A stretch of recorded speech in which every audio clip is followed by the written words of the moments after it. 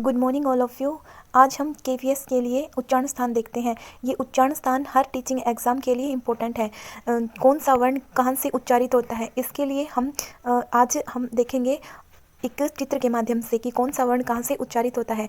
देखिए, ये जो उच्चारण जो स्थान है वो हर टीचिंग एग्ज़ाम में आते हैं, चाहे वो केवीएस हो, चाहे वो एचटेट हो, चाहे वो सीटेट हो। हम हर जगह आपके जो एचएसएससी के जो भी एग्ज़ाम होते हैं, हर एक में हमारे जो उच्चारण स्थान है वो पूछे जाते हैं। देखिए, हम पढ़ेंगे आज एक चित्र के माध्यम से उच्चारण स्थान। देखिए, हमने जो ये डायग्राम बनाया हुआ है, इसमें उच्चारण स्थान दिए गए हैं। देखिए, जो हमारे पहले यहाँ से देखिए, हम एक बार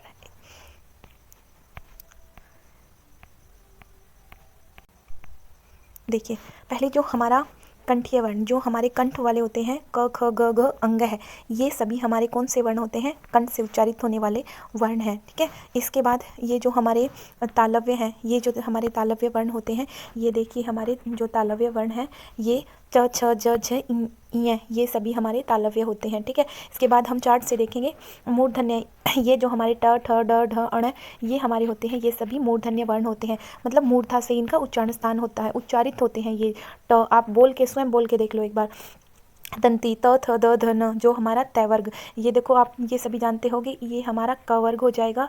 च से लेकर यह तक हमारा च वर्ग हो जाएगा। ये टय वर्ग, ये तय वर्ग, और ये तय वर्ग जो उच्चारित होता है वो दंत से। देखो आप बोल के देखिए, त त त, हमारी जो जीभ है वो हमारे यहाँ पर दांतों में लगती है, तो हम इसको क्या बोलते हैं? दंती। ठीक है। त से लेकर न तक, और फिर प फ ब भ म, ये सभी हमारे ओष्ठ वर्ण हो जाते हैं। ठीक है। एक बार चार्ट और देख लीजिए।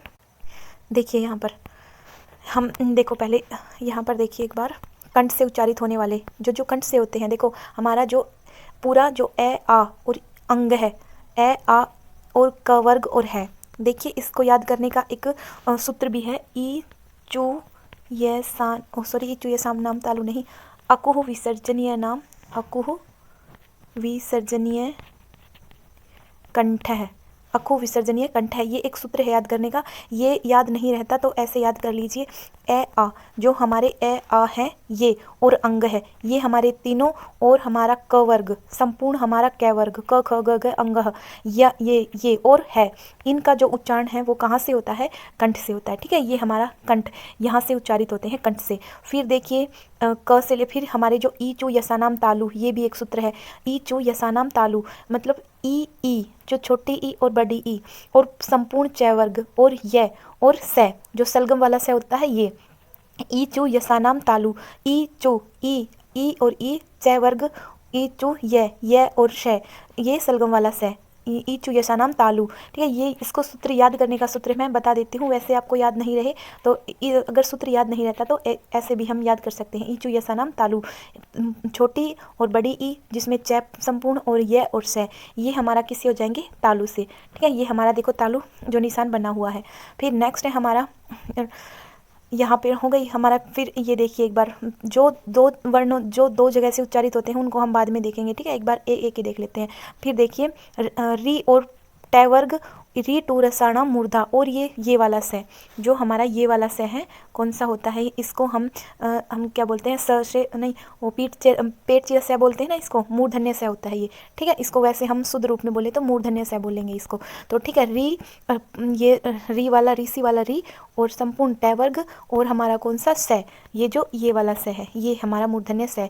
ये हमारे किससे उच्चारित होते हैं वर्ण? मूर्धा से। देखो, ये यहाँ से यहाँ पर ये तालु का हिस्सा होता है, और ये यहाँ पर मूर्धा का। जब हमारी जो जीभ है वो ऊपर तालु को टच करती है, ठीक है, तो ये हमारा तालु से ऊपर वाले भाग को, ये तो हमारा तालु हो गया, तालु से ऊपर भाग को टच करती है ना, तालु से थोड़ा सा ऊपर भाग, तो ये हमारी मूर्धा हो जाती है। फिर है हमारे एक बार ये दंती वर्ग, और देखिए, ठीक है, हमने कौन कौन से कर लिए? एक तो ये कंठ वाले, और एक ये तालु, और एक ये मूर्धा। ठीक है। एक बार ये जो एक जगह से उच्चारित होते हैं वो देख लीजिए, फिर हम ये दो वाले देखेंगे।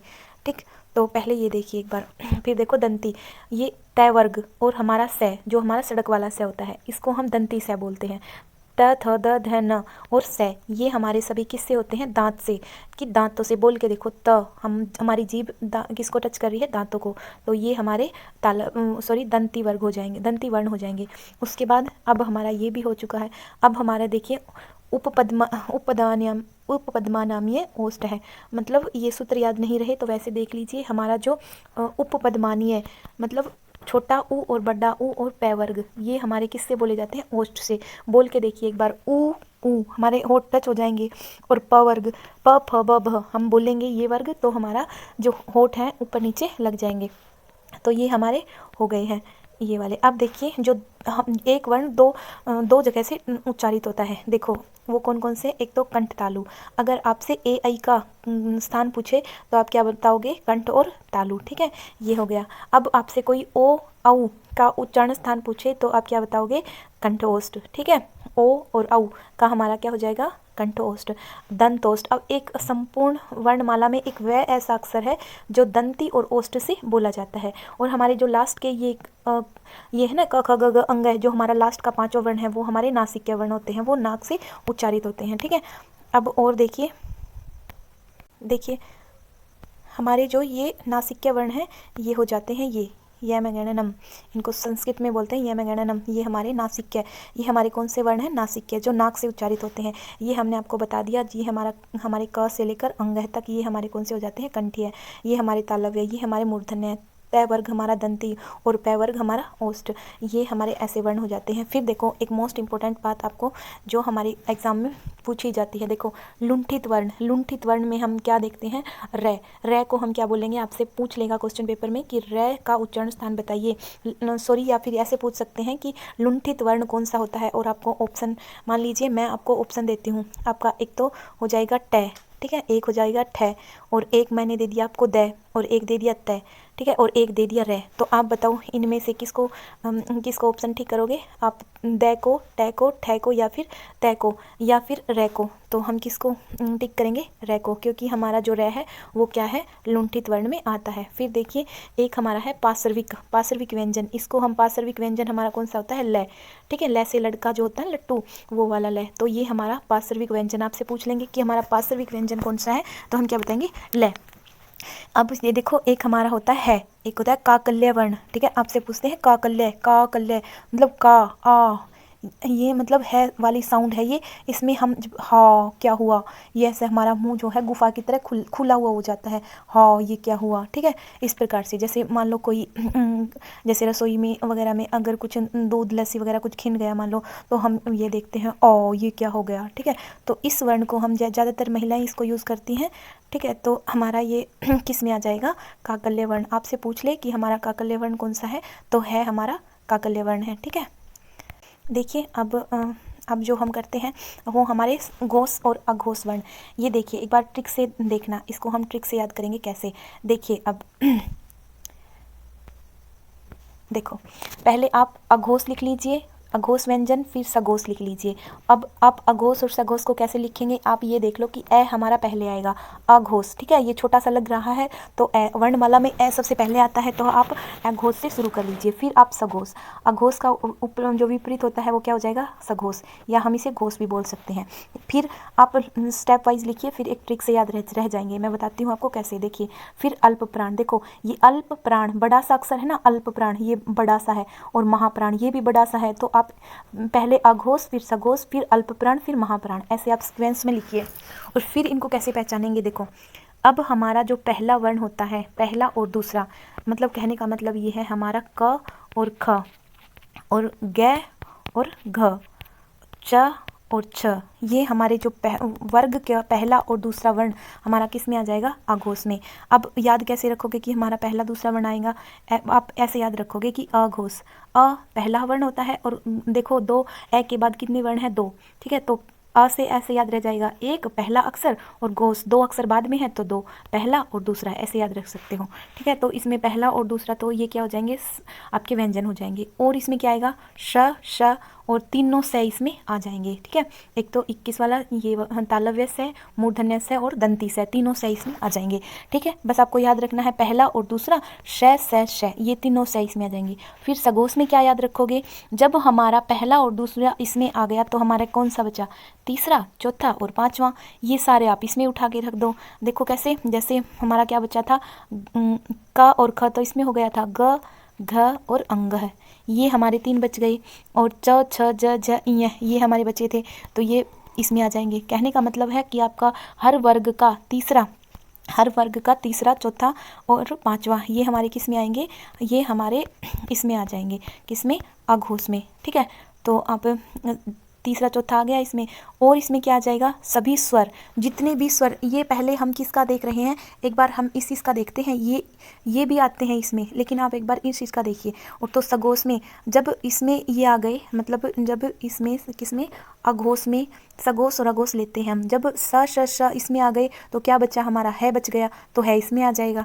ठीक है, और क्या बच गया, हमारे यर लेवे बच गए, मतलब इन जो अंतस्थ व्यंजन है, सॉरी जो हमारे अंतस्थ व्यंजन है वो हमारे इसमें आ जाएंगे। सभी स्वर, जितने भी स्वर हैं वो भी हमारे इसमें ही आ जाएंगे। ठीक है, अब देखो कुछ बचा तो नहीं, हम हाँ कुछ भी नहीं बचा। हमारे जो उष्म वर्ण है स श और है इसमें आ जाएगा, तीनों से इसमें आ जाएंगे। फिर हमारे अंतस्थ वर्ण है वो इसमें आ जाएंगे। ठीक है, बस आप ये याद रखो। और हाँ, इसमें दो ये भी आते हैं, डै और ढय, ये हमारे द्विगुण होते हैं या उत्सिप्त। इनको हम और भी क्या बोल सकते हैं, उत्सिप्त।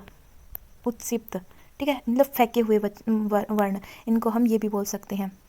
तो आप पहले क्या बोलोगे, इनको बोलोगे आप उत्सिप्त व्यंजन, और ये क्या है, द्विगुण व्यंजन। ठीक है, तो आप याद रखोगे आराम से कि पहला दूसरा वर्ण इसमें, स श तीनों से इसमें, बस और जो बाकी बच गए वो सब सारे इसमें, सारे स्वर और यर लव और है इसमें आ जाएगा, और डे और ढे। ठीक है, अब आई बारी किसकी, अब इसको आप भूल जाओ। ठीक है, और अब इसको देखो, अल्प प्राण को, अल्प प्राण में कैसे याद रखोगे, अल्प, देखो अल्प प्राण, अल्प मतलब अल्प प्राण में क्या होगा कि क, ख और ग और घ, इसमें से देखो जो आप ऐसे याद रख लो। देखो क, हम कै को क्या लिखेंगे, क को हम क्या लिखेंगे, के लिखते हैं ना क, और ख को हम क्या लिखेंगे, के एच, है ना, ऐसे लिखेंगे ना। और हम गै को क्या लिखेंगे, जी लिखेंगे, और घ को क्या लिखेंगे, जी एच। ठीक है, तो आपके जो छोटे छोटे जो अक्षर हैं, मतलब जिसमें एक आता है वो आ जाएगा अल्प प्राण में, और जो जिसमें एच आता है वो आपका महाप्राण में हो जाएगा। ठीक है, शायद कुछ समझ में आया। तो देखिए, कहने का मतलब ये है कि इसमें आपके वर्ग का, इसको आप भूल जाइए क्योंकि इसका हमने देख लिया है। अब अल्पप्राण में देखिए, आप पहला वर्ण, हर वर्ग का पहला अक्षर, तीसरा अक्षर और पांचवा अक्षर ये हमारे अल्पप्राण में आ जाएंगे, और ये रेलेव ये भी आ जाएंगे, और सारे स्वर इसमें आ जाएंगे। ठीक है, अब क्या बचा, हमारे सिर्फ उसमें व्यंजन बचे। ठीक है, अब महाप्राण में क्या जाएंगे, आपके दूसरा वर्ण और चौथा वर्ण।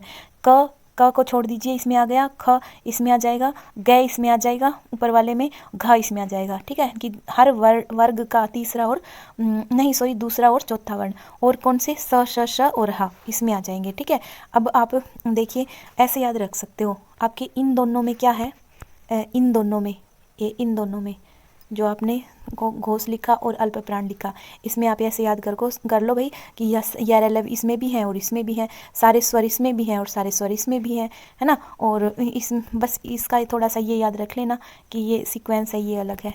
ठीक है, आई होप आपको थोड़ा सा कुछ समझ आया होगा, और ना समझ में आए तो एक बार और देख लेना। अब ये देखिए, एक बार ये मैंने खुद अपने हाथ से लिखा है, जो हमारे एस्टेट के लिए, केवीएस के लिए बहुत ही ज़्यादा इंपॉर्टेंट है। ये कई बार हमसे पूछ लेते हैं कि आपके जो स्वर हैं उनकी संख्या कितनी होती है, तो हमारे हिंदी में स्वर होते हैं 11। ठीक है, कई बार हम 9 भी लिखते हैं, संस्कृत वर्णमाला में 9 स्वर होते हैं, लेकिन हम हिंदी में कितने टिक करते हैं, 11। ठीक है, और देखिए हमारे व्यंजन कितने होते हैं, 33। अब मूल रूप में पूछ ले आपसे कि टोटल हमारे मूल रूप में जो वर्ण होते हैं वो कितने हो जाएंगे, वो हमारे 44 हो जाएंगे। अब ये पूछता है क्वेश्चन, कई बार घुमा के आपसे क्वेश्चन पूछ ले कि केंद्रीय विद्यालय के अनुसार कितने वर्णों की संख्या है, तो आप क्या बताओगे, 52 यानी कि 52। अब आपसे पूछ ले कि जो आपके स्वर हैं वो कितने हैं, हाँ भाई कितने हैं।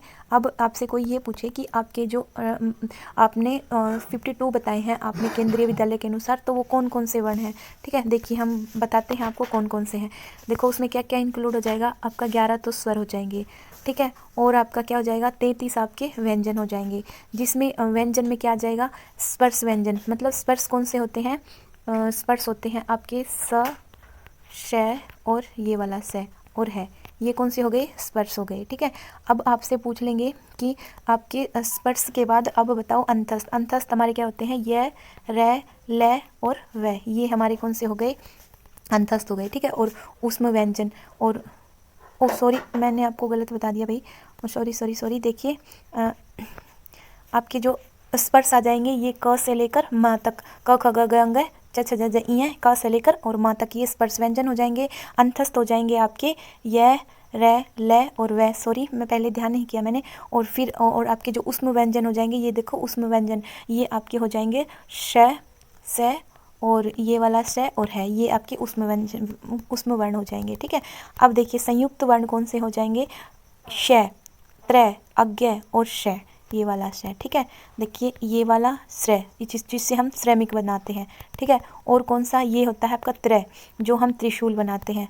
फिर आपका क्या होता है, अज्ञ है, ये आपके संयुक्त अक्षर है, ये क्या होता है अज्ञ, जिससे हम क्या बनाते हैं, यज्ञ बनाते हैं। ठीक है, और एक और कौन सा रह गया, ये वाला अक्षय, इसको हम स्त्रीय अक्षत्रिय नहीं लिखते हैं, अक्षत्रिय, ये वाला स्त्रीय वाला से। ठीक है, अब और उत्सिप्त, आपसे 1 नंबर में ये क्वेश्चन भी पूछ सकता है कि अयोगवा आपके कौन से होते हैं, तो अंग और अह, ये आपके 2 अयोगवा होते हैं। उत्सिप्त वर्ण जो ड और ढ उत्सिप्त वर्ण होते हैं, ये टोटल मिला के ये आपके कितने बन जाते हैं, 52। ये हमारे क्या हो जाते हैं, केंद्रीय विद्यालय के अनुसार हमारे 52 वर्ण हो जाते हैं। ठीक है, आपसे कई बार क्वेश्चन में पूछ लेते हैं कि आपके अर्ध स्वर कौन से हैं, तो य और व, ये आपके अर्ध स्वर में आ जाते हैं। आपका वत्स्रीय, वत्स्रीय पूछ लेते हैं, आपके वत्स्रीय वर्ण कौन कौन से होते हैं, तो देखिए आपके जो सजरल, सजरल आपको याद नहीं रहता, आपको याद करना चाहिए कि आप मतलब आपसे यह क्वेश्चन में ये भी पूछ सकता है कि दंत मूल वाले वर्ण कौन से हैं, तो आप याद कर लोगे सजरल। ठीक है, सजरल वत्स्रीय जो आपके शब्द हैं और सजरल जो हैं वो आपके दंत मूल वर्ण हो जाएंगे। अब आपसे क्वेश्चन पूछ ले लुंठित वर्ण कौन सा है, तो हमारा जो र है वो हमारा लुंठित वर्ण है। अगर आपसे पूछ ले आगत ध्वनियाँ कौन कौन सी हैं, तो फ और जय।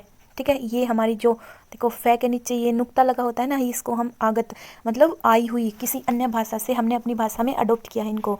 और जय, ये वाला जय भी, ये दोनों क्या है, उत्सिप्त वर्ण है। फिर एक वर्ण होता है काकली वर्ण, जिसको हम है बोलते हैं, ये हमारा काकली वर्ण हो जाता है। ठीक है, और जो मैंने आपको बताया था हा, हाँ ये क्या हुआ, जो गुफा जैसा मुंह खुला हुआ रह जाता है हमारा। ठीक है, और दूसरा है हमारा पार्श्विक वर्ण, लय हमारा पार्श्विक वर्ण है। कई बार ये एस्टेट में पूछा गया है क्वेश्चन कि आपका जो लय है वो पार्श्विक वर्ण कौन सा है, आप बताओगे लय। ठीक है, और उसमें व्यंजन, उसमें वर्ण कौन से होते हैं, श, श, श और ह। और एक क्वेश्चन ये है स्पर्श संघर्षी वर्ण आपके कौन से होते हैं, तो च, छ, ज और झ, केवल ये चार आपके कौन से हैं, स्पर्श संघर्षी वर्ण है। ठीक है, आई होप शायद आपको ये क्लास पता नहीं कैसी लगी होगी, लेकिन एक बार मेरे को बताना आपको कैसी लगी। और ये है ना KVS, एस्टेट और सीटेट सभी में पूछ लिए जाते हैं 1-1 नंबर के क्वेश्चन।